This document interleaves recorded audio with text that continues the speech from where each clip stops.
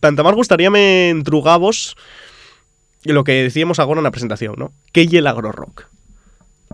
Bueno, la etiqueta que nos pusimos al principio, pues por cachondeo más que nada, porque tú date cuenta que estamos en una etapa, en aquel momento en que a lo único que aspirábamos era a poder enchufar en un amplificador una guitarra y a oíte, o sea, tener un micrófono y oíte. Ya el tema de que algún día te escucharas por la radio o otra cosa, eso ya era un sueño, ¿no? Pero simplemente por decir, estamos tocando y oímos.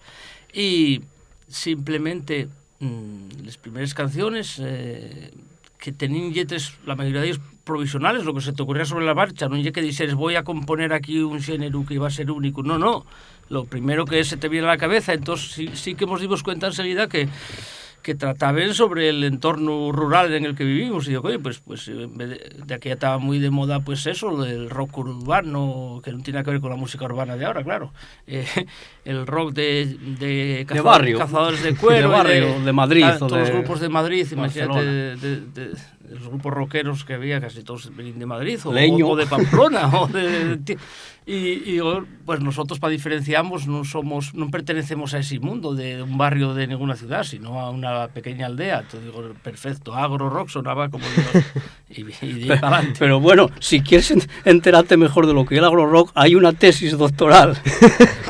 Sí, hay una tesis doctoral que fue hecho, ¿cómo se llama? Ramiro. No me acuerdo el apellido. De aquí, un chaval de aquí de Xixón, que 5 años o así. Que habla sobre el agro rock y los berrones como ejemplo de la y un tocho así de gordo.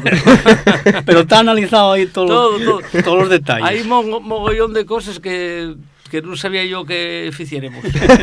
Topó de todo, ahí escarbó hasta el máximo.